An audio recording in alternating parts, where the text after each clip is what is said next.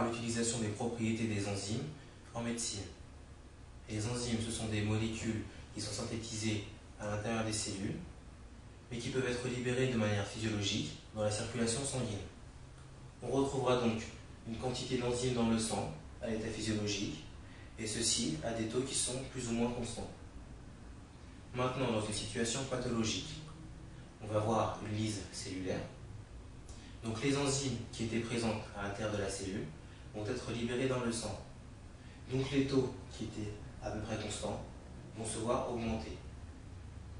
En fonction de l'intensité de la lésion, on retrouvera dans le sang soit uniquement les enzymes qui étaient présentes dans le cytoplasme, ou bien à un niveau plus grave, des enzymes qui étaient présentes dans les organites, comme par exemple des enzymes des mitochondries, ou bien les enzymes des lysosomes. L'identification de ces enzymes permettra de localiser la souffrance tissulaire.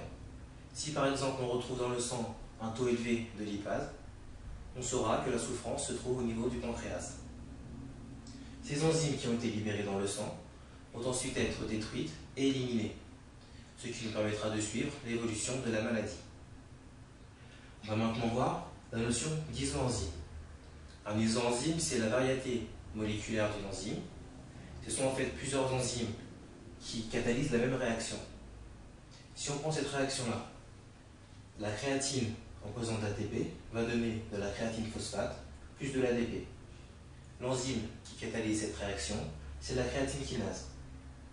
La créatine kinase est une enzyme qui est formée de deux sous-unités. Une sous-unité M qu'on retrouve dans le muscle et une sous-unité B qu'on retrouve dans le cerveau. La créatine kinase a trois isoenzymes. Dans le muscle, on retrouvera la créatine kinase MM avec deux sous-unités M. Dans le cerveau, on retrouvera la créatine kinase BB avec deux sous-unités B. Et dans le cœur, au niveau du muscle cardiaque, on retrouvera la créatine kinase MB avec une sous-unité M et une sous-unité B.